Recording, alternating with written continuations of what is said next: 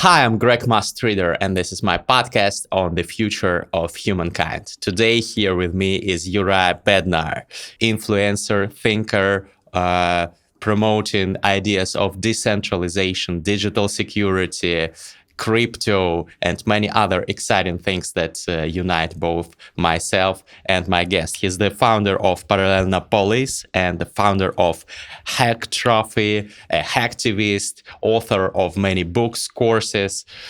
I'm sure you're here in for a marvelous episode of podcast with many deep talks. Hi, Uri. Thanks for joining in. Hi, thanks for having me. So first of all, I'd like you to give a brief introduction of what you're currently mostly focused on, because you have so many projects. You are a serial founder, you are a hacktivist, you are a podcast host, you have blogs. What's the main focus of your activities as of today? Yeah, right now it's basically three things. I finished my newest book, Cryptocurrencies: Hack Your Way to a Better Life. I just released a version in Spanish as well. So promoting a book, that's a lot Link of in the description. work. Yeah. Thank you. It's even more difficult than writing it, especially for a new audience, because I used to focus on Slovak audience. I also just finished, like yesterday was the was the last session of my course for entrepreneurs in how to implement cryptocurrencies in their companies, in their businesses. Unfortunately, this one is only in Slovak right now, but I will do an English version as well. But that's certainly something we can talk about, because that's what I have been doing for the past decade, basically, since starting Paralelní Polis. And the third thing is AI revolution, and I'm playing with all the models. I have a small startup that hasn't launched yet, but it works, and it's tools for podcasters actually. So you can upload a video, and it will give you all the information, summaries, main points, mentions. So creating these show notes could be basically automatic. It would tell you, okay, in minute 3, the guest mentioned the book, so you know that you need to put a link. Anyway, it's interesting. These days are both crypto and AI, and I'm involved both in cypherpunk philosophy and practice since I was a child, actually, since very early internet. And I studied artificial intelligence at the local university in Bratislava. So now everything is kind of clicking and connecting. So it's very exciting times for me, and I think all of us. Well, let's speak about those exciting times and your projects as well. So first of all, it's not a very common, take today that we live in the time when everything clicks, when everything inspires you. Well, not everything, but the overall trends in which the society is headed. I hear these days many rhetoric pieces of the opposite nature, that everything is going to hell, that the world is falling into pieces, that the technological progress is too rapid, is moving in the wrong direction, that we are all doomed. You are more of a techno-optimistic nature, aren't you? The way we look at history and what we live today will someday be history is a little bit wrong, because we only focus on the highest macro or the most important macro trend, but in every age, in every era, you had people who suffered, people who were excited about new things. I think it's a very wrong way to look at the world, to say, okay, we live in this kind of times, and because everything happens at the same time.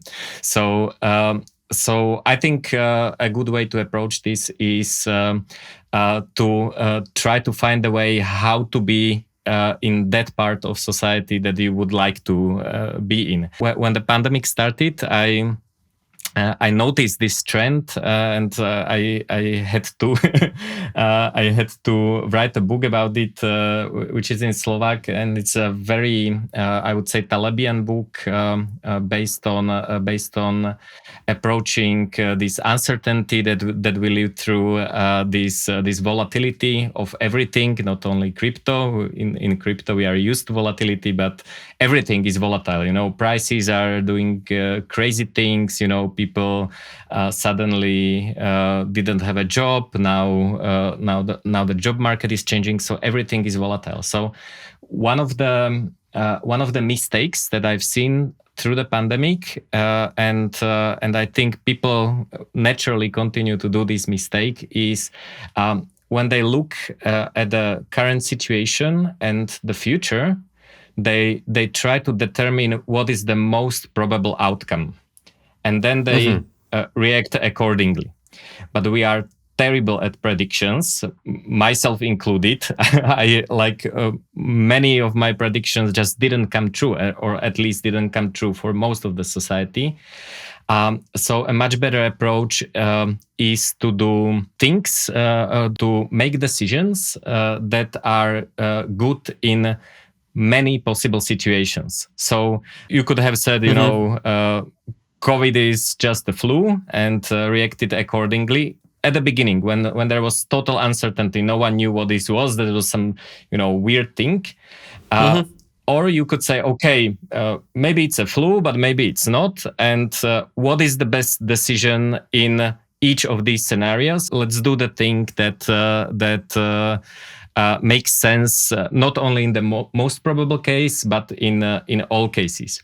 And when you start thinking like this, you actually can make use of this chaos, because now that you understand the nature of uncertainty, and you focus on building optionality, which relates to freedom and liberty, what happens is that the world can literally burn, and you can live your best life that you've ever experienced. So for me, times during the pandemic were really probably the best years I've lived, because I was ready for it, and I could not only feel some kind of fear, of course, the world is changing, but also make use of the opportunities. Wow, this is a very non-standard take, because most people I talk to about COVID say, oh, this was the most horrible year of my life. Basically, for me, by the way, similar story. I had quite a nice time. Well, considering that obviously it's horrible and heart-shattering that millions of people died, but notwithstanding, I had quite a productive and even, I would say, happy. I hope nobody gets disappointed with me for saying these words, but I was during that time, so I can relate. What did you do to do that, by the way? I had my first child. So having a child, especially the first one, is an interesting experience, but also doing it during the pandemic is very interesting. We wanted to use a hospital that was just across the border, and suddenly the border was closed. And you didn't want to, when your wife is going to give birth, you don't want to be stuck at the border and explaining to some customs that you really need to go through. So we had to kind of change our plans and so on. But that was very interesting. As I said, I wrote 2 books, this one and one about uncertainty. I finished a lot of courses. We also created our second home in Paraguay. So we finished that last year, but I started this project a little bit sooner. So that was interesting, because many people are actually finding a way to move and to have a second residency because they saw what the governments can do during the pandemic. So it was exciting. We have quite a community of people from Europe in Asunción. Then what was quite interesting, I started looking, and maybe a lot of us did that. I started looking more inward. I started to meditate daily. I was working out. I built my, let's say, a second house in the village because the features of the city were suddenly not as useful. You couldn't go to a cafe, to a restaurant. And then I started building this optionality and resiliency. So installing solar panels, for example, because I realized that I make my living with, I need those electrons. And it was not only about price. I didn't really need to make a calculation if I'm saving money by the panels. But what I think can happen, again, not the most probable outcome, but still good to be ready for, is that the grids get overloaded. We see that the European Union started to this push towards electric cars. So maybe the grid won't be able to handle the load, and I don't want to find out by sitting and cannot not being able to do my work. So thinking about these things. Okay, so what if something happens in Slovakia, in Europe? What if I don't have electricity? What if this? What if that? It is a little bit, this prepper mindset. But where I see a difference with me and most preppers is that I try to do these things in a way that I can use them every day. It's not a shelter underground that I go to when there's a nuclear war, but I enjoy Paraguay. I go there anyway, even if shit didn't hit the fan yet. I use the solar panel all the time. I don't need to wait for the electric grid to fail. So it's a building of optionality and of this kind of way of looking at the world, which during energy crisis turned to be very useful, especially in Europe.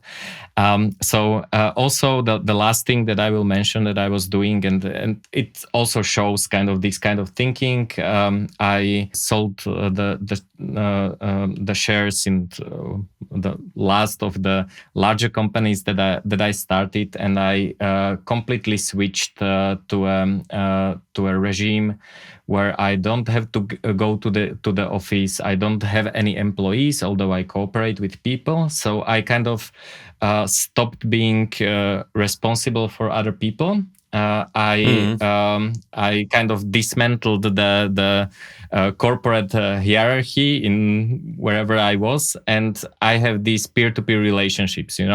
If I need someone to help me with a I don't know, graphics design of my book, I find people. I cooperate regularly with a graphics designer.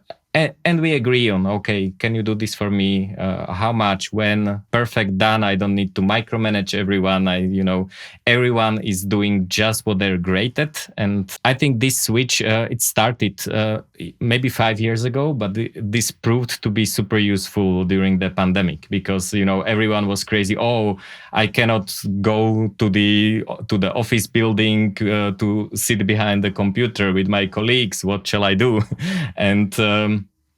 And I said, okay, I kind of like actually not having to go to the office. I of course like to meet people, but we can meet even if there is no office. So kind of verbose answer, but I think it kind of relates to the type of thinking that is not very common, but I think it's quite useful. Very insightful answers. Thanks a lot. I can relate to many of the points.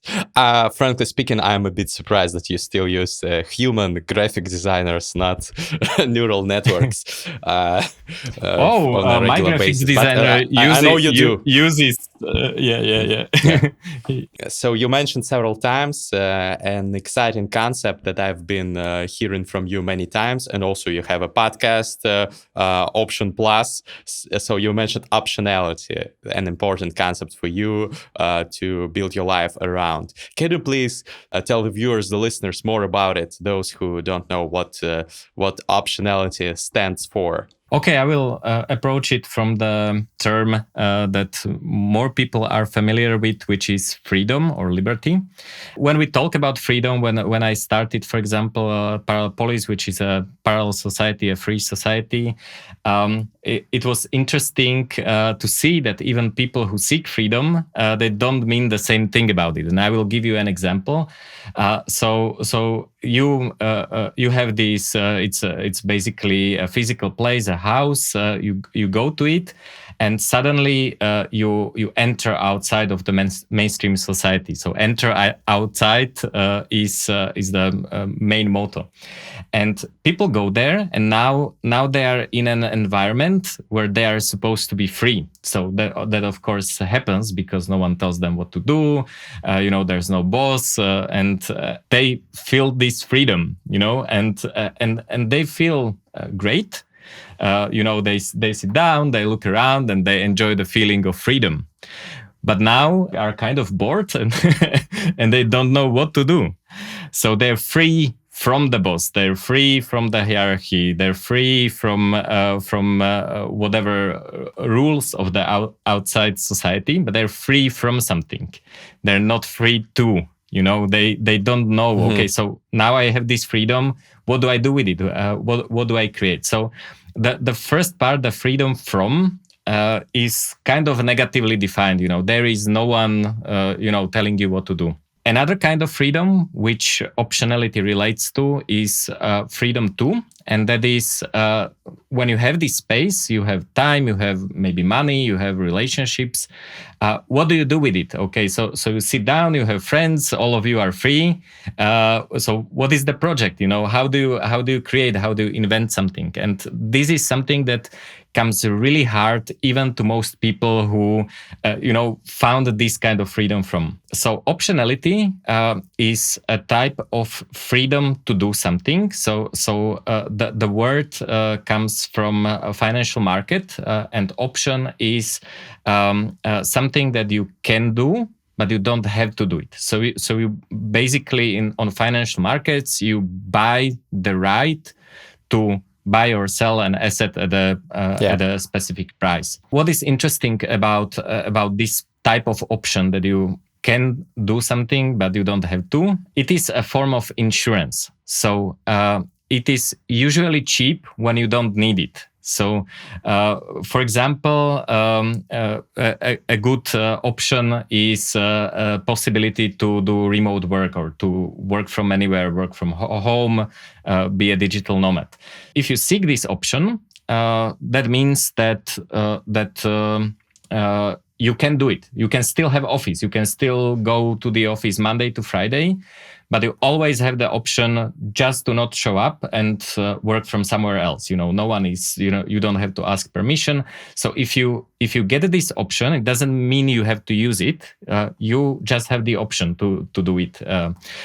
What is interesting, this option is usually, of course, there are exceptions, some professions for which this is not possible. If you're a construction worker, very hard to work from home.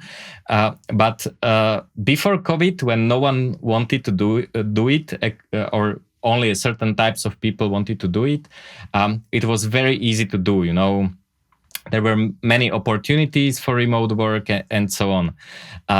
Now everyone wants to do it in a way, and it's usually not only problem with the employer. Let's say I don't have an employer, but many people do.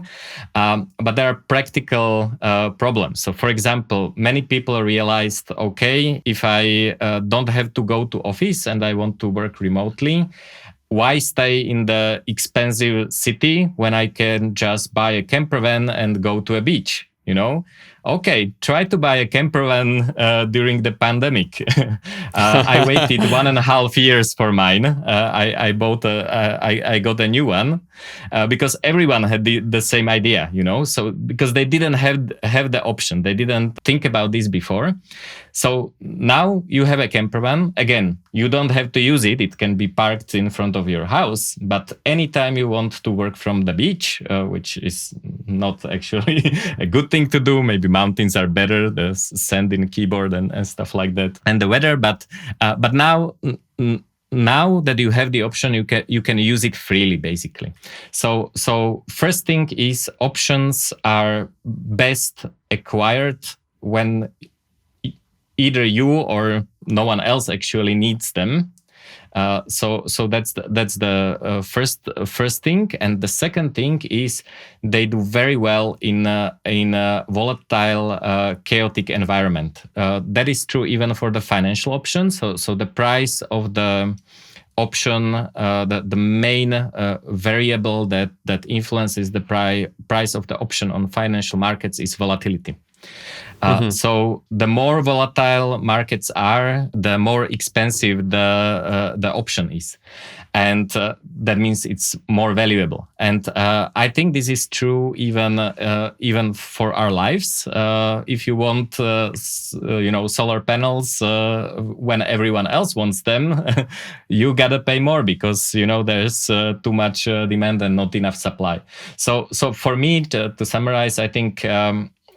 Optionality is a form of freedom that does really well in volatile times, and I believe that stability is gone and we live in volatile times, and it doesn't have to be a bad thing. You just need to think about it differently, and it's good to have at least some options in the areas of life that are important for you. So you definitely don't need an option whatever to go to a vacation in Thailand if that's not what you need in your life, but to be able to sleep somewhere, to be able to work flexibly, to make sure that you have all the options that you need to actually make a living. All these things are great and very useful in these times, I think. Yeah, I like those application of financial principles to daily life. I think we should all learn more from this sphere. So you're setting up a second base, so to say, in Paraguay is an example of also optionality, right? Yes.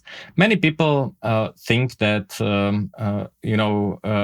if something happens, if there's a war or something, they will just buy, that they will fly to Thailand and enjoy the beach. But they don't realize that, first of all, if there are tens or hundreds of thousands of people going to Thailand just stops issuing tourist visas. So it's too late in this case. The second thing, it is like, especially when you have a family, it is a very different thing to go somewhere for a vacation and to actually move somewhere to live there long term. You need to know what kind of schools there are, what kind of hospitals, how does the healthcare work, where are you staying? And it's good to know these things in advance. And then, of course, tourist visas in most countries are for, let's say, 30 to 90 days. When you are a citizen of a country that is in war, you might find yourself with a revoked passport, for example, so you cannot do the visa round. You definitely don't want to be expelled from the country. So this is the first consideration. Okay, it's better to, when I go to Paraguay, I have a permanent residency. I smile at the border. Hello, I'm coming home. I show them my local ID card, my cedula.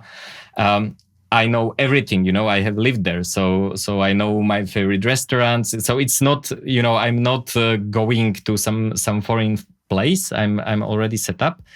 And the second thing that is more maybe important, and many people don't get it right. I will give you an example. There was a documentary about the Second World War, how it started, the first month or so. So it was not the big picture story that you learn about in school, but what did the newspapers write? The first day, the second day, how people were thinking about it. It was not called the Second World War. The Great War was what we called the First World War now, and it was just something in Europe, Germany, playing big and so on. And for the first several weeks, no one actually believed that this is a thing. It's okay, they will just give them Poland and everything will be fine, and we will continue. And you've seen this with Russia and Ukraine. First it was it will be over in 3 days. And the problem with this, how it relates to the second residency, is that we are really lazy, understandably, and it applies to me. And we really want to see the most probable outcome, which means I don't have to do anything and I can just stay home. So the mind switch of actually saying that if anything, if there's a hint at some trouble, I will think about it from Paraguay. I will. That's where I can say, okay, I was wrong. This was really not a big deal, and I can come back. But I make the decision when I'm already over there, because this is very interesting. Many people would just stay and they would say, "Oh, okay, so now we are at a full-blown war, but maybe it will be over." And we are really bad at making decisions when we are anxious, when we are in fear, when there's uncertainty, and when there's hope. This combination doesn't make much sense. So this optionality, it's not only about getting the card. It's knowing where.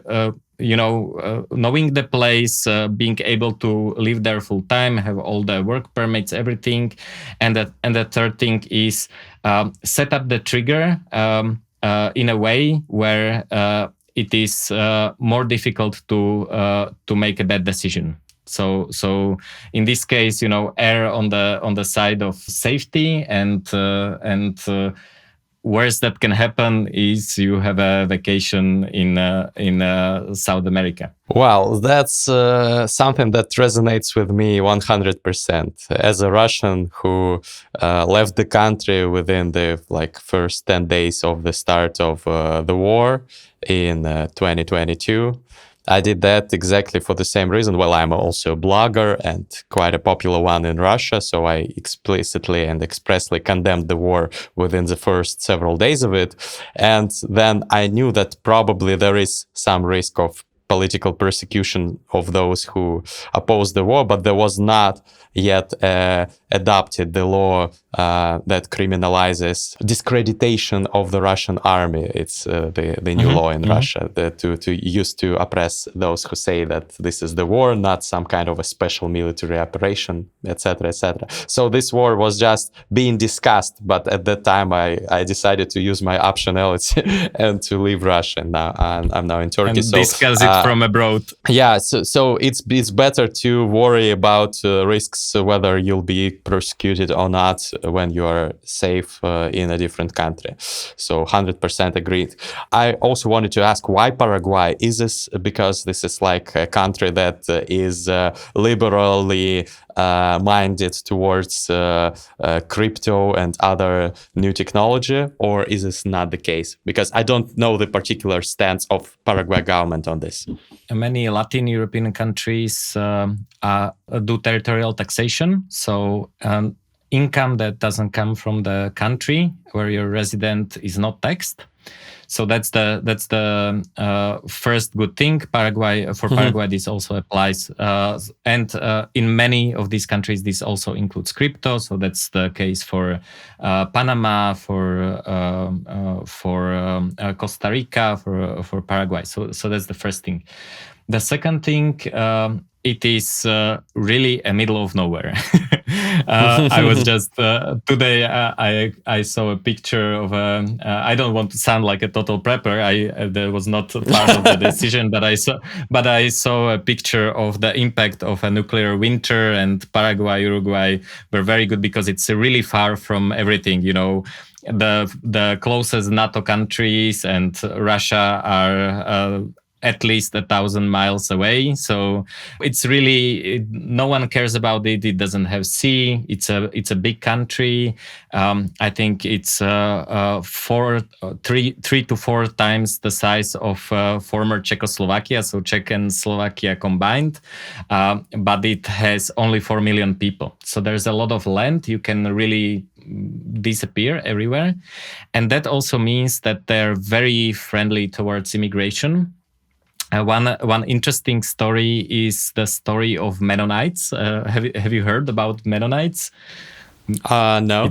Mennonites is a minority originally from Prussia, from Europe. So they speak some kind of old Germanic language. They were kind of for religious reasons. They first moved to Russia. Tsarovna Katarina gave them some land, and they were able to live there. But then of course the communists came, and Mennonites said, no, we're leaving. This is not good.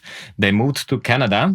A lot of them, some of them stayed, but a lot of them moved to Canada.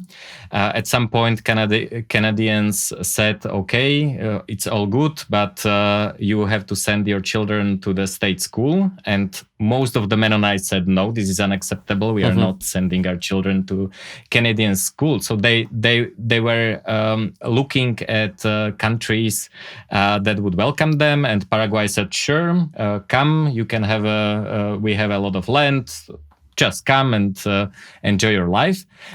So they started a city, which is called Philadelphia with an F at the beginning. And it's a city that is completely built by Mennonites. That means schools, roads, everything. They just gave them, okay, this is a piece of land. And they are very productive members. They dress a little bit like Amish in this 19th century clothes, but they're technological. They use tractors and agricultural machines. And they're very entrepreneurial. I think they grow half of the food of Paraguay. So agricultural products and so on. But why I'm saying this is that this is the mindset in Paraguay. We have a lot of land.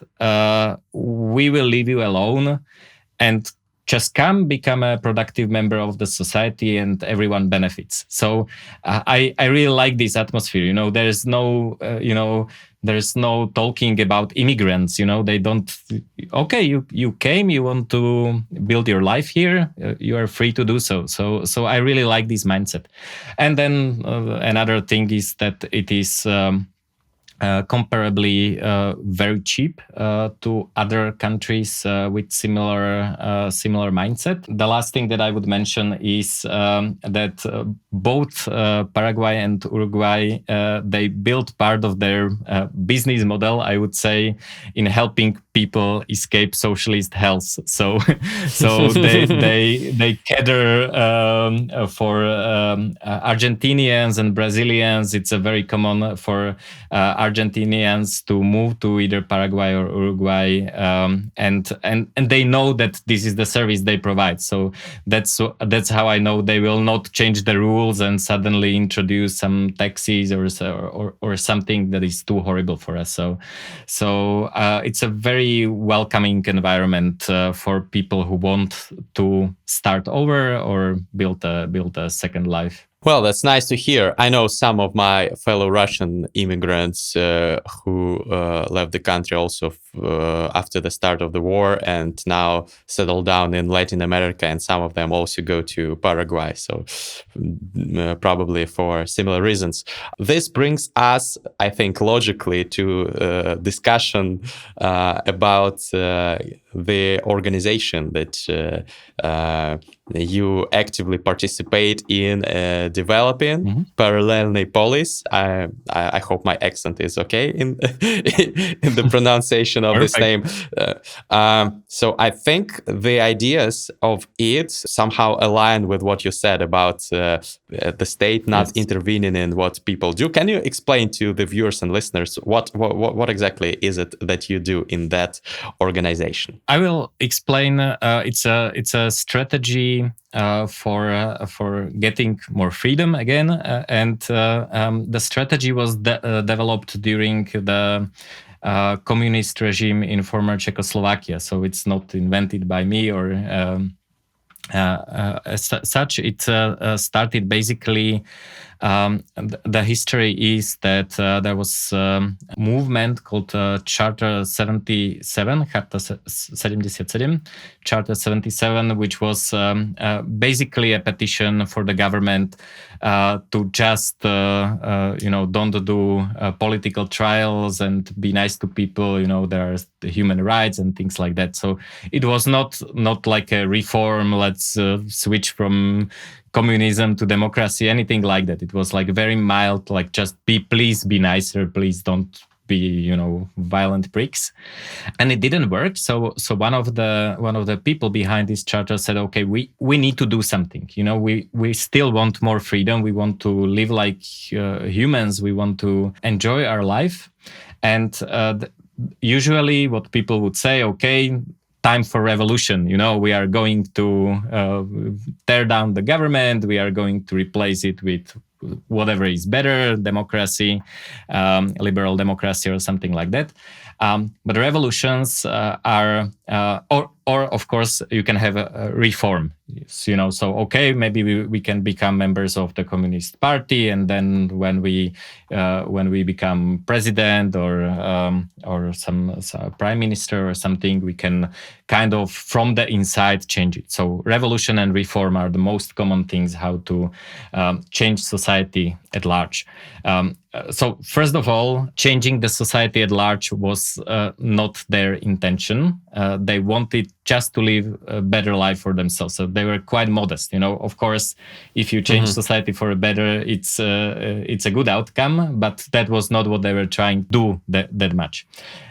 Revolution, usually expensive, often bloody. And they didn't have expensive means, time, organization, and so on. It's not so easy to organize a revolution. It needs a certain traction, and they didn't feel they had the traction, and they were afraid of that. They didn't want any kind of violent action or anything like that. Reform. Okay, you can spend 20 years getting integrated into the system. For democracy, it would be create a political party, get enough votes, blah blah blah. But it takes decades, and they wanted just to live free now. So they say, okay, these two options are not for us. What to do? So they said, okay. Let's do it differently. So we have this set of rules that are not free. Well, a good example that I like is you have a state school. It's a mandatory school, and you need to send your children there. Otherwise, they would take it from you. You will go to jail. There's just no way around it. If you have a child, they need to go to a state school, and they need to be brainwashed with whatever Marxism, Leninism flavor that they're teaching.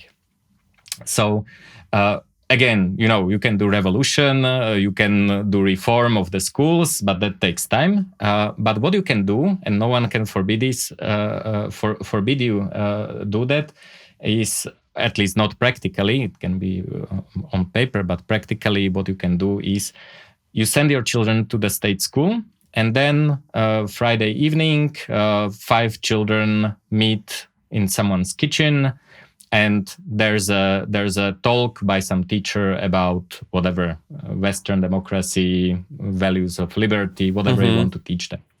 So instead of saying this is how the mainstream school should like, and this is how we change whatever we have now into what we want, is you say, okay, let's keep the existing society, existing solution the way it is, and just build something in parallel. And you are not even saying this is alternative. It's running in parallel.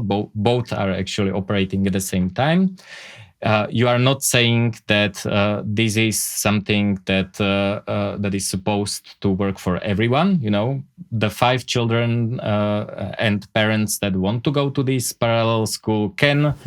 Whatever, if your other neighbor and other child in the school is a believer in state school, okay, they can have it. So we kind of use this idea, which comes from our heritage, from our history, and we said we can actually build this kind of parallel society right now. Of course, we have many more freedoms right now. You know, you can there is still brainwashing in schools, but you can choose a different school. So there are many freedoms that we enjoy, but there are some things that we would like to build in parallel and see if they're better for us. Again, not for everyone. We are not trying to, we're not a political party. We're not trying to change the world for or the society for everyone.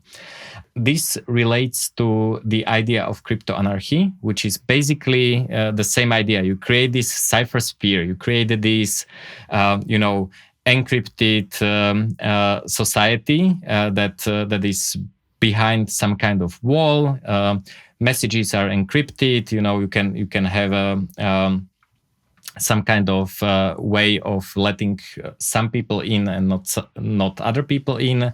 Now with Bitcoin, they can do economical interactions. There are ways around censorship and so on. So basically, if you wanted to build a parallel school in this cipher sphere, it can be whatever. It can be a signal channel or a video call. You can pay the teacher with parallel money, and you can do it in this on the internet.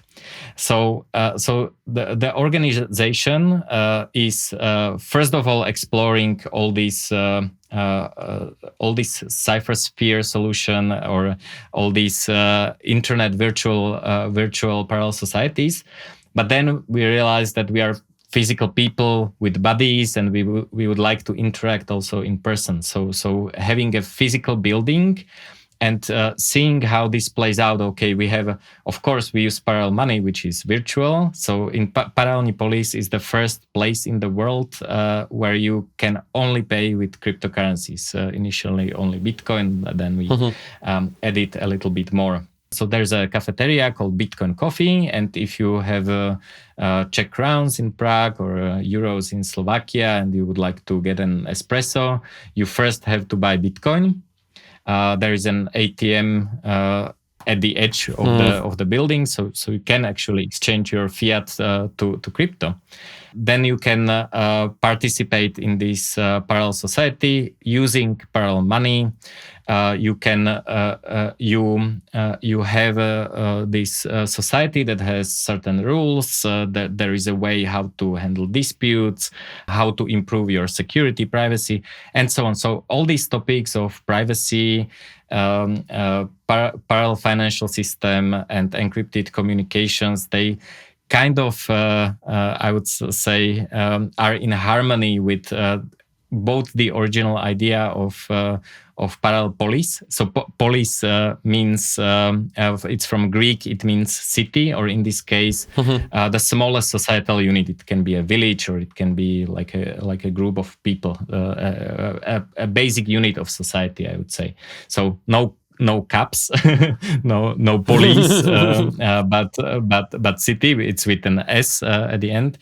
So this is the idea. What is interesting, what we wanted to figure out, and that was the original idea. So connecting history and crypto anarchy was kind of just a second thought. The first idea was that we were trying to figure out if we can run an organization only on Bitcoin. So that doesn't mean you can only pay with Bitcoin, but everything inside is only in Bitcoin. So cash flow, financial planning. You don't own fiat money as an organization, and you need to find a way how to operate with a volatile cryptocurrency. Of course, when you need to pay rent, maybe the landlord doesn't take Bitcoin, and we started 10 years ago, so almost no one was accepting Bitcoin back then. So it's not saying that you will never exchange to fiat. But internally, budgeting and everything inside of the organization is based on Bitcoin, and you don't accept payments in any other currency. So that's an interesting experiment, especially if you talk to entrepreneurs. They would tell you it's not possible. You cannot run a business because of the volatility of the Bitcoin exchange rate, right? Yes. But we are alive and kicking for 10 years now, and it was not only bull markets and shiny sunny days. When we were building Paralelna Polis in Bratislava, we raised money at the end of 2017. I think the peak price of Bitcoin was $20,000.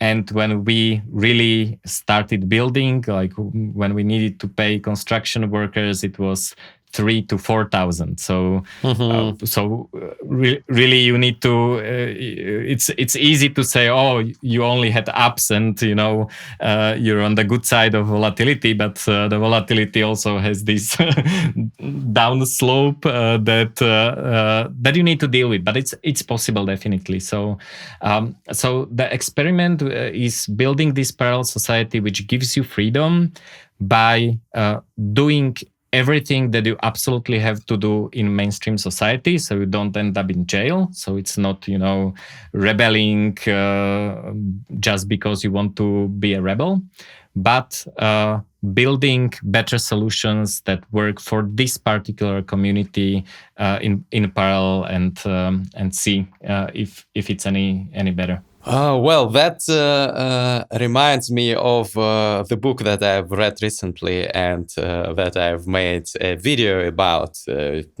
For all who missed it, the link is in the description. The book is called, and you've definitely heard about it, I know, The Network State by Balaji Srivasan, which describes a similar approach to setting up your own first virtual, then real state, government, cloud first, land last. In your case, you already have land, at least rented. What do you think about this book and the ideas in it? Do they somehow correlate to what you're doing? Yes, definitely. When I heard about the concept, it was like, oh, okay, finally there's someone who understands us and didn't learn it from us. So it's, because in crypto anarchy circles, these ideas were circulating, but I think that Balaji approaches it from a different angle. But it's definitely, we were talking about cloud societies. In Parallel Polis, and I think the network state is similar concept. So there are some things that I would do differently. So I would not call it a state. Although I understand why he does it, because one of the things is sovereignty, and for him the goal is sovereignty. But you can be sovereign without being called a state and operating like a state. But it's a great idea. So for us, what is interesting, we actually were able to get some kind of sovereignty and also some kind of recognition, and it relates to the approach how we work with the mainstream society and how we interact with the media. So I'll give you just one example. Czech Republic introduced basically a financial surveillance system. All the cash registers. So when you pay cash at the store, at the grocery store, or card, doesn't matter, but if you pay physically, it's not an invoice, but if you pay physically at a store, you need to have cash register in many countries. In some you don't, but in most, especially European countries, you need a cash register which registers the transaction to make sure that it's taxed. So what they did is they said, okay, now all the cash registers have to be connected to the internet and upload all the transaction to the state database. So this system was introduced, and the first thing that Parallel Polis said is that we put a flyer on the door which says, we are not participating, but we will never do it. There is no way we are doing it. And many other places, they were kind of checking if restaurants and grocery stores are implementing it. And we even issued a press release, accepted that this is the law, that we should be doing it, but we said we are not doing it. And it's interesting because we were expecting, okay, they will come, we will have to pay the fine. Of course, we will not pay the fine. They will have to, steal something physically. There needs to be someone who actually takes the fine. We don't have a bank account, so the only way to force us pay the fine is, I don't know, they take the coffee machine or something. So we were fully expecting, okay, now let's have it, because when you create this kind of conflict, and this is not a good strategy for parallel societies, but it's a way that the group that started this project works and interacts with the society. So conflict in this case is good because it creates public discussion and we can actually talk about it. So we were fully expecting and prepared, and we were trying to enjoy the conflict and see how far it can go. You give interviews about it. So we were expecting it, and they knew it, and they didn't come. There was no comment from the government. They say, okay, if we go to them, they will probably bring this topic in the media and it will be discussed, and we don't want discussion. So they there was never a fine. There was nothing, and we were publicly, to this day, we are public about never doing it. What is interesting, it was probably one of the reasons that the law was abandoned, and now it's not enforced for the mainstream society as well. So, but what is interesting is if you act in a certain way, they don't have to recognize you in a way that Balaji says, oh yes, you guys, now we allow you to exist, and you can whatever, not pay taxes, or you can one of the things that Balaji says is having a network state is focused on longevity, so certain medications are, for example, legal, and so on. So one of the ways how to get this recognition and sovereignty is that the president or whoever the chief is says, oh, now you're good, we agree, handshake, and you are recognized now. We are not recognized in a way that they would tell this to us, but we are sovereign, or more sovereign, in a practical way, that they know if they don't leave us alone, it will not end up well for them. If a state attacks a non-profit with a force, and there are volunteers there and so on, it's not a good PR, and they'd rather focus their energy on someone else who has who will probably pay more taxes or something like that. So I'm not saying this is a good strategy. I'm just saying that this is how it works and how it relates to the network state and this thinking about getting a little bit of sovereignty. Of course, don't do it in Russia. You don't want to end up in jail. By the way, that is also, if I can, one interesting point is many people say, oh, you guys, the only reason that you can have a nice 3-story black building in the hip part of Prague and call yourself parallel society is because the society is already free. Which is true, of course, in communist Prague before 1989. It would be impossible. It would not be possible this way. So of course, you need to react to the mainstream society. You don't want to end up in jail. You don't want to be kind of too much out there. So in North Korea, I'm 1000% sure that there are parallel societies. Just they operate in a way that no one knows about them. There are parallel societies for ethnic minorities. If you look at Vietnamese community or Chinese community in many cities, they have all these, they have their local education, they have a way to settle disputes, they have actually even venture capital for starting businesses and so on. So these are all parallel societies. If two Vietnamese in Prague have a conflict, they don't go to the state court. They have an internal mechanism to handle the dispute. So this is a very abundant strategy. Another kind of parallel society that is not so popular but exists is the mafia. That's the same idea, If two members of the mafia have a dispute, they don't call the police and say, "Oh, please come handle our disagreement. The neighbor was too loud." They have a different way to operate in this society. So it's not a new thing. It's not something that only we do or only network states do. It's actually a very common strategy, and in most cities in the world there are many parallel societies. But still, the logical question arises here. You are allowed to do that in Prague.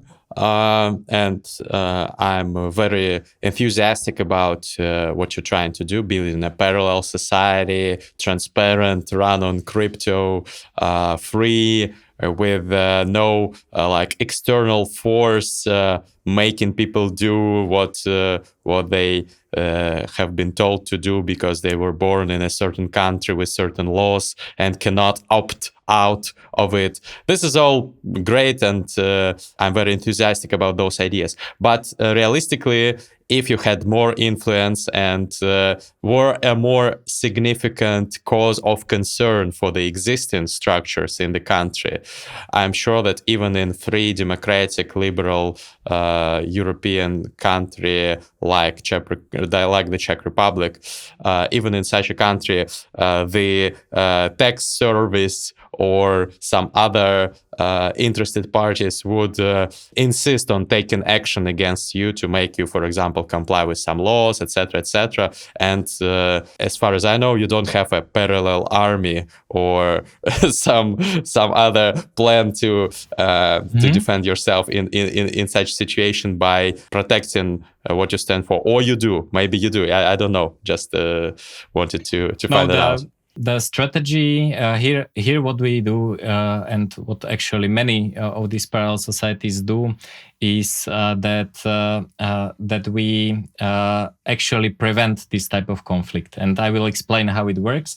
So maybe some of the listeners are familiar with the military concept or concept of conflicts called the OODA loop. So I will explain because many people haven't heard about it. So when two parties are in conflict, from the military strategy point of view, they all do a cycle that is called so two O's, DA. The first O is observe. So if there is conflict, you need to see what your counterparty is doing. So you observe, you see what is happening. Then you need to make sense of what is happening. So you understand. So it's not only photons arriving in your eyes and sounds that you hear, but you understand. Okay, these two people meeting means that this person gave that person something, and that means that they are probably trading something, or so you orient yourself.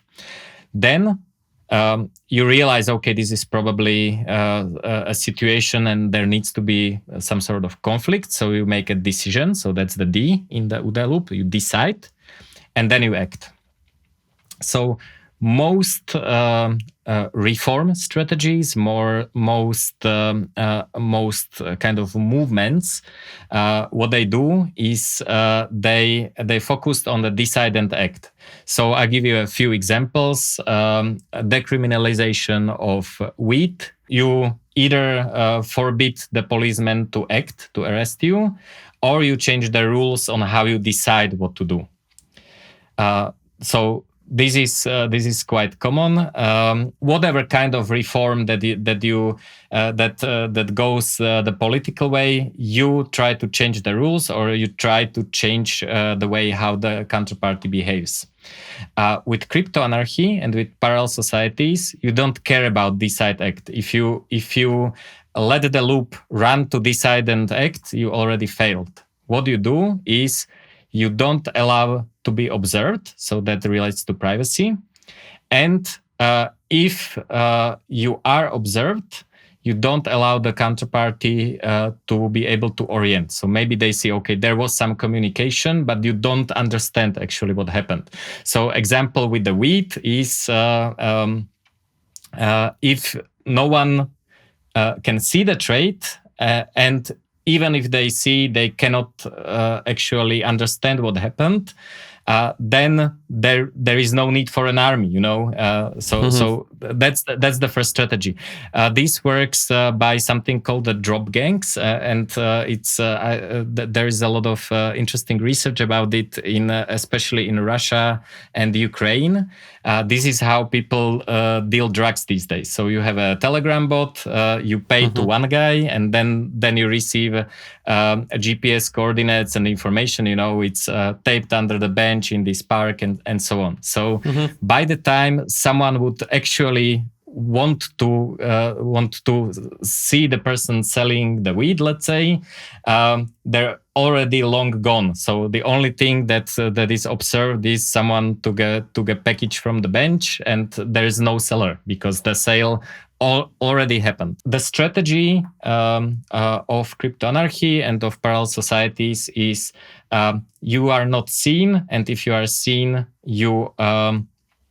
they cannot realize what actually happened. And the third thing that we do in crypto anarchy, but not in Parallel Polis, but in crypto anarchy, the third strategy is your body can go to jail.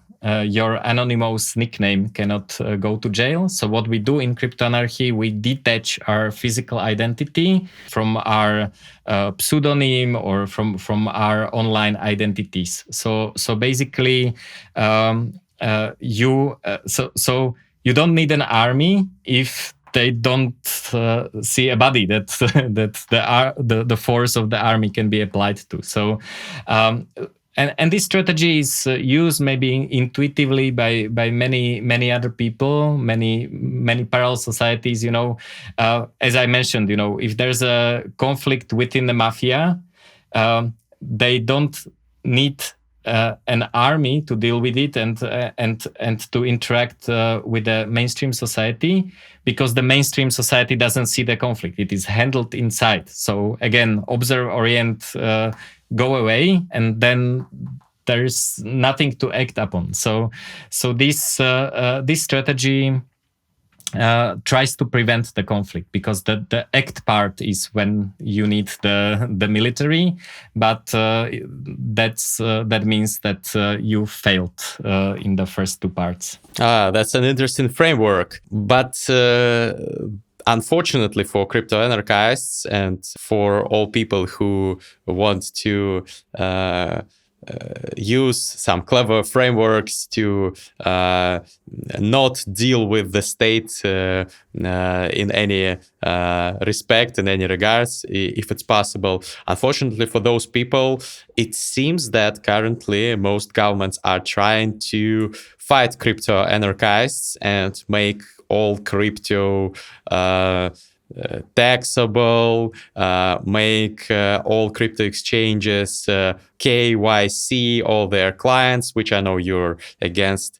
Let's speak about deregulation and regulation, because currently the trend is obviously in favor of regulation. All countries try to regulate the hell out of all, for example, crypto transactions, and sometimes they succeed. Obviously, you can use anonymous crypto. You can not use, for example, you can refuse to use centralized crypto exchanges and use just some wallets that are not connected to anything. But still, would it be possible if the governments go on tightening the regulations? Would it be possible to remain this independent crypto anarchist having nothing to do with the state? First of all, this also builds on kind of Czechoslovak history during communism. We had something that was called a Wechslag. It comes from the German word Geld wechseln, so to trade money. In Argentina, they are called now arbolitos. These are people who are basically street currency dealers. And Wechslag in Czechoslovakia, they were basically waiting for people on the street that were coming from abroad. And they were trading, Deutsche Marks and US dollars to Czechoslovak currency. There was also a parallel currency. These people, they make money on the fact that they can do a trade that is not normally allowed. So, for example, in Argentina, they will exchange US dollars to Argentinian pesos in what is called the blue market rate, not the official rate, which is not allowed. It's really forbidden. Mm-hmm. Yet you can see them. They're everywhere, and this trade happens all the time on the streets in Argentina because of the inflation. The same is true if there is a cryptocurrency that is forbidden, or if there is, for example, KYC rules. There are all these people who will solve this problem for you. So if the state creates a problem for you, that problem equals market opportunity for someone to solve this problem. So we have seen this in many countries, actually, where there was some kind of hardcore or even less hardcore regulation. So, for example, in Colombia, there was a rule, I'm not sure if it's still in force, but there was a rule that the exchanges cannot interact with the banking system. So it was not forbidden to have or trade cryptocurrencies, just the exchange couldn't have a bank account. So they were not able to operate within the infrastructure. So what happened, of course, people started trading cash, and usually this kind of rule expands the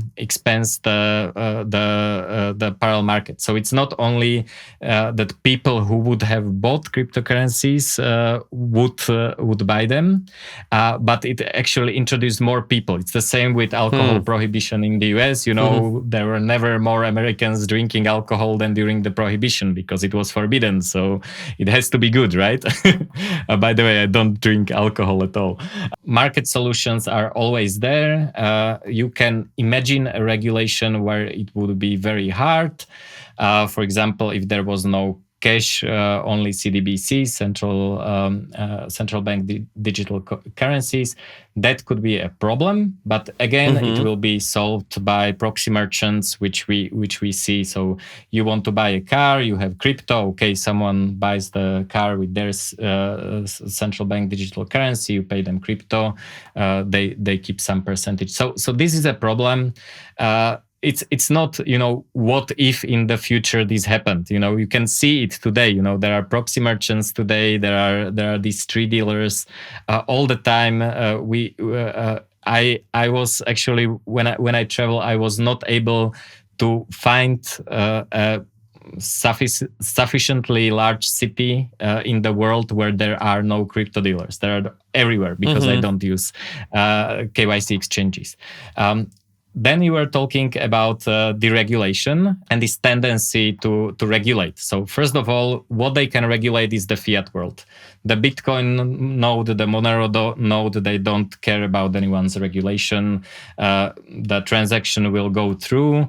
They don't even know what jurisdiction you are in. So all these regulations actually work only in places where crypto touches the fiat world. So you can regulate exchanges because they need bank accounts.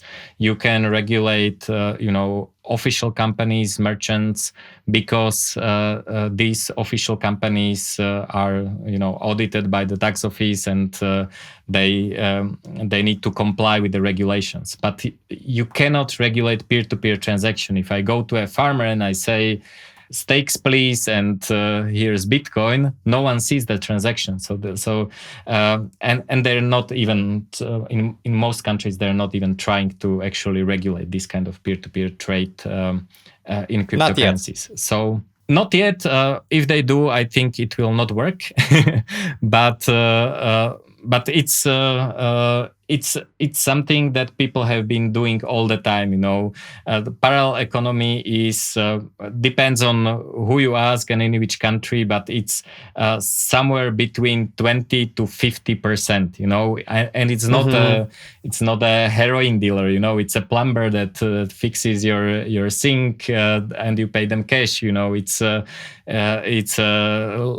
lady on the market that sells you strawberries and flowers. This is happening every day.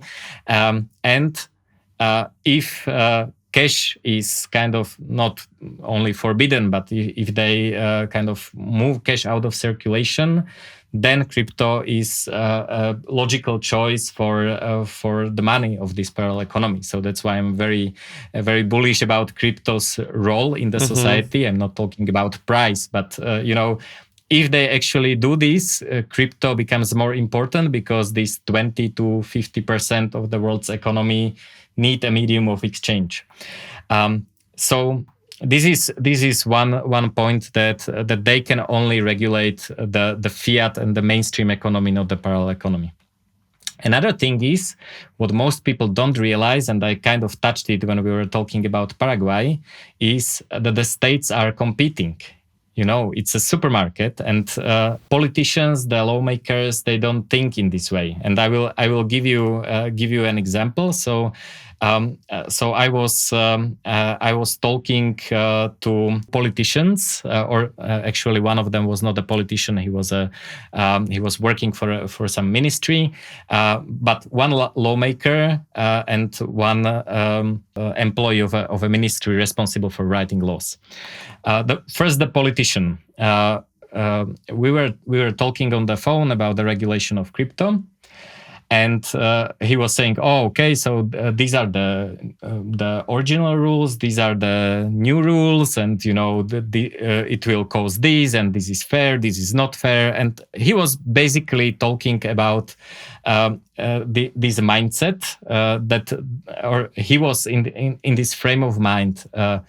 We make the rules, and people either comply or they go around it. He understood that many people go around it, but he didn't see the fact that he is one brand of yogurt on a shelf in a supermarket. He was talking, "Oh, let's make our yogurt better," but of course everyone buys this yogurt. But that's not actually the case. If you want to deal with crypto, what you can do is you can move your business to a different country. You don't even have to move yourself. If you want to do business and you and whatever, Panama has a better regulation, or El Salvador or Paraguay, you can start a company there. You can start a company almost anywhere in the world, even without being a citizen. It usually doesn't solve a tax problem, but it solves a regulation problem. So it's not one brand of yogurt that they are fine-tuning to be the best and have the best tax revenue. I'm in the supermarket and I can choose. And so that was the experience with a second person. who was working for one Latin American country. He was actually trying to help get more immigrants who would like their favorable crypto legislation. And we were talking. He was saying, okay, maybe we should write a law that says we will never tax you, or asking, so what do you need? What would attract more people from your country to our country? At one point, he said, what if we introduced a 1% tax on crypto? He actually didn't want to do that, but he had to interact with the tax office. He was a Bitcoiner himself, so he was kind of trying to pick my brain on how to avoid this situation.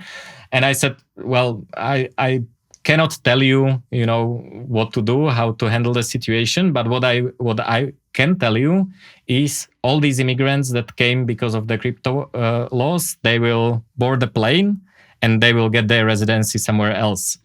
And it's not about the 1%, okay, 1% is not a lot. Why not pay 1%? It's okay.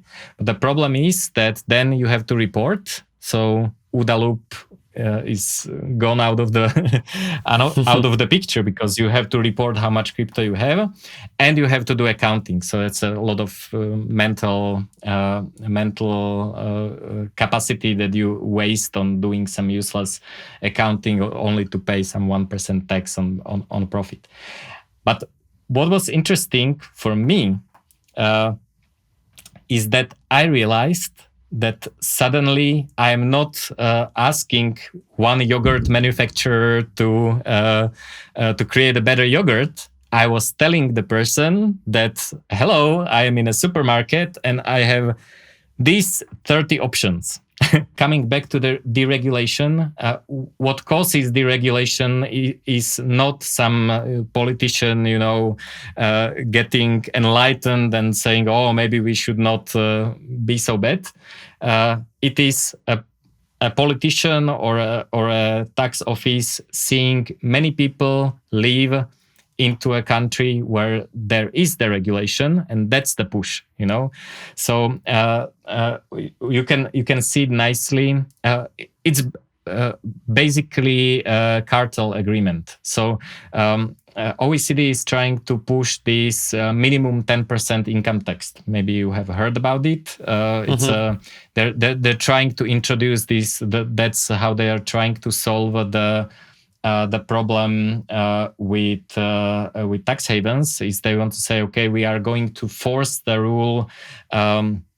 Everyone has to tax income at minimum 10%, and if they don't, we will put them on a blacklist, or we will not cooperate with them, introduce tariffs, whatever. There's this force, If you break the cartel agreement, you are screwed. But then you see how fragile it is. For example, Hungary has 9% tax, and the Hungarian government said no, we are not participating in this cartel agreement because that's the reason why people and businesses come to us. So why would we do that? We are not stupid. Of course. Then there are another countries such as Ireland, Netherlands, or Malta, or Switzerland. And these countries, they say, oh yes, we are tax hells. We have 10+% income tax. But if you come to us and we talk, then maybe you can get 3% tax if you move to our canton in case of Switzerland, or to Ireland. So all these companies such as I think Starbucks, Apple, all these companies have a European branch in Ireland, because supposedly they have a specific for their company deal with the government written in a contract that has a different kind of tax regime. Malta is doing the same thing. The effect is the same, but the strategy is different. They have a higher tax, But if they have a budget surplus, they return the tax to customers. So you are taxed at I don't know what exactly is the tax rate, but you are taxed at a high rate. But in effect, when you pay the tax, you will get a refund and it will be lower. So already you can see is that all these countries, Latin American countries, El Salvador, Singapore, they see that being a tax haven is a good business for them. They're not going to let this opportunity slip away. So this market competition. Many people don't think about the market when they think about the states. The states is the opposite. But they compete. They're basically on the freest market possible. They are competing for business of productive people. Yeah, let's hope that this competition remains and that there will be no universal strict norms prohibiting this and that, because efforts in that directions are also sometimes seen, as you mentioned, the taxation, tax evasion, tax havens, and all this stuff. I'm really afraid about how this could have an impact on crypto, because I know that many tech-savvy people like yourself, for example, or like myself, although I'm not as tech-savvy as you, obviously, but still I know something, and I will be able to use decentralized means of, for example, crypto payments.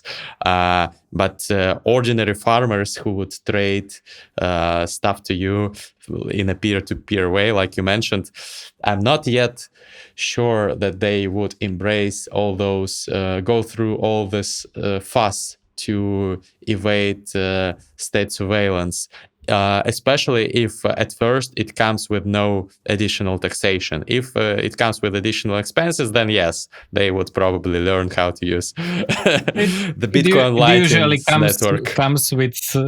It usually comes with taxation these days. So I think we can already see that. So in Parallel Polis, I'll give you two nice examples. So first is from Parallel Polis, because when you talk about crypto, many people think about, crypto millionaires and Lambos and all these things. But what was actually happening is that there were many homeless people that came to Parallel Polis because they realized that when they buy crypto, no one can take it from them. Because they don't, it's password protected. You can have your phone. They actually had a phone, but they were maybe in debt, and it is for some reason difficult for them to declare a personal bankruptcy. So basically, they could not return to the society because all the money that they made was immediately taken from them, and they just gave up, because you have this cycle, you find a job, make money, and then there's the state designated person who collects the debt, and he just these people just couldn't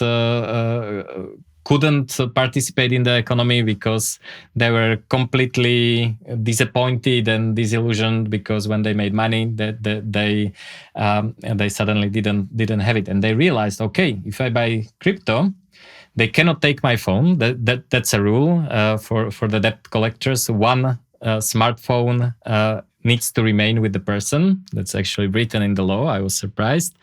So they realized, okay, this is how I can save money. This is how I can make life for myself in the future. And it's not a crypto Lambo millionaire. It's an ordinary homeless person, and they learned how to use it. It's super simple.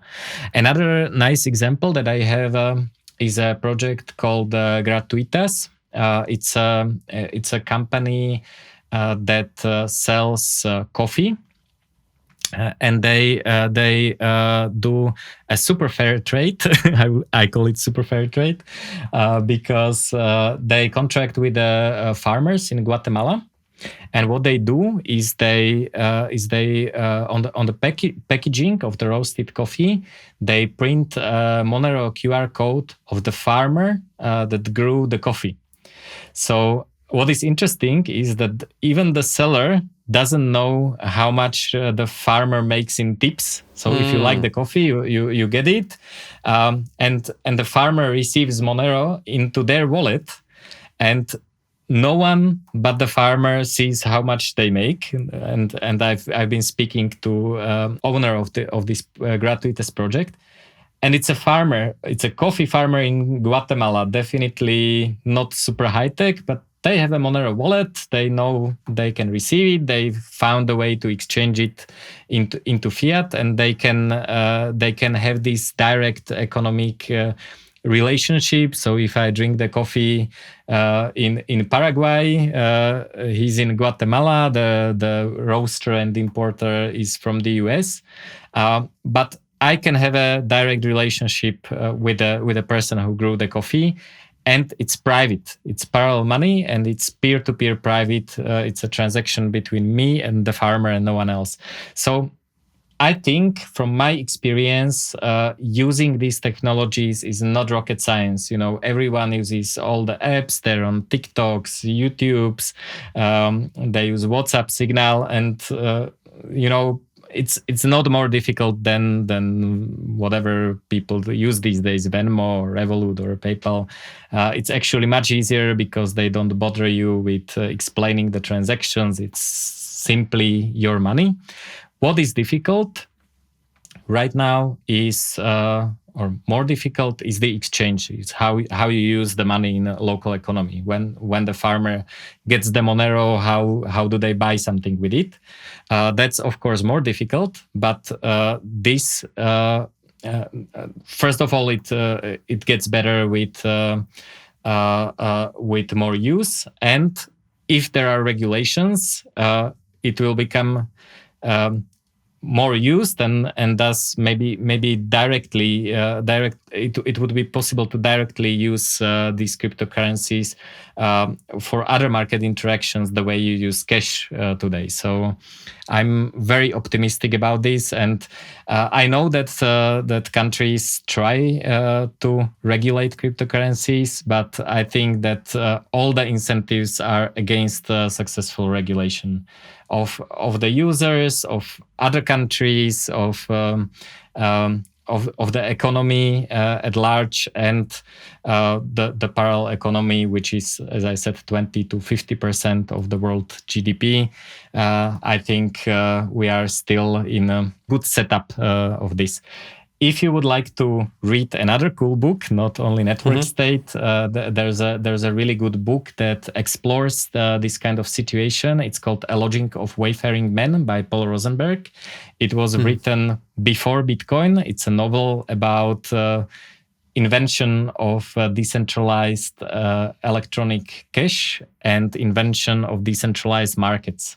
And it's a very good read. I won't spoil, but it's something. If you read it, you can feel that we are living in this world that he created in his mind. So highly recommend. Thanks for the recommendation. We will really need your AI tool to use all this, summarize all these notes. Well, for now, my team does that. So manually. So we will provide the link to all the mentioned resources and books, and all your resources and books in the description of this podcast on YouTube and on audio platforms, where you can subscribe to it if you liked it and write a review for us. And also, please do write a comment on YouTube or on podcasting services if you would like a part 2 with Juraj, because I'm sure we will have many more things to discuss about the future of our society, about decentralization, the societies of the future, the states of the future, and many other things. But last but not least, I'd like to ask you what you think about the current state of events with neural networks since you're launching a new business in this area. Are you very optimistic? Do you think that this is like the next big thing, or that it will change the world radically? What do you think about it? Yes, it's not the next big thing, it's the current big thing. If people have heard about Moore's law, which says that every 18 to 24 months, the power of computers, let's say, or computational capacity doubles, then with neural networks, it is the parameter is called trainable parameters, and it doubles currently every 6 months. So we are, and it's exponential. So it's not 3 times faster. It's it's exponential. So if at all the number of trainable parameters relates to the number of neurons of the brain, which I'm not saying it does, because artificial neurons are different than biological neurons. But let's say if we want to be in the ballpark of number of neurons, and this speed continues, then we will have let's say brain-sized artificial neural network in around 3 to 4 years. So pace in which these new innovations are being released is absolutely crazy. Like for the past week, I test one new large language model per day. So every day there is some new neural net that can do new things, different things, and so on. I was happy and I'm grateful that I was able to be at the beginning of the expansion of the internet, because it was like a tsunami. We were like few nerds at the schools and universities talking to each other, and then suddenly you had like this global communication system and all the information accessible. With crypto, and especially with Bitcoin, it was the same. It was something that cost 20 cents, and we were just, I remember sending 100 Bitcoin to a friend just to see if the transaction goes through. So, unfortunately, I don't have any change from there, because we were not able to imagine the current situation. It was so fast, so exponential, and I was again, I'm super grateful that I was able to be part of that. It's a new financial system that is being born in front of your eyes. I was not able to be there when New York Stock Exchange started, or when there were first derivatives that were traded, but I can definitely be part of the crypto revolution and new derivatives, new assets, new payment networks, new financial markets. So with internet, it was about communication and information sharing. With crypto, it is about money and economic interactions, which is also part of communication. Financial communication is also communication. It needs encryption and censorship resistance and so on. With artificial intelligence, what happens is, now that we are all connected, now that we can all interact, we can expand our own consciousness. We have these tools that add to our capabilities.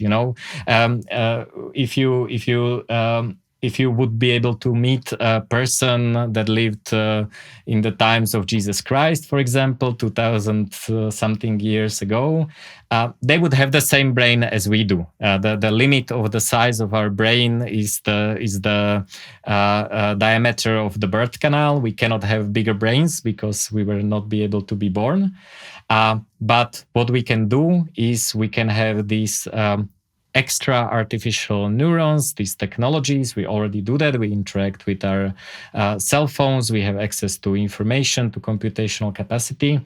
And these new technologies will, with interactions with us will allow us to expand our consciousness, expand our abilities without having to grow our physical brain. So now we are able to communicate, now we are able to interact, and now we are going to be able, or actually are being able to expand our productive capacity and our consciousness in a way. So I'm super excited, and if you are able in any capacity to see this new form of consciousness expansion being born, please give it some time.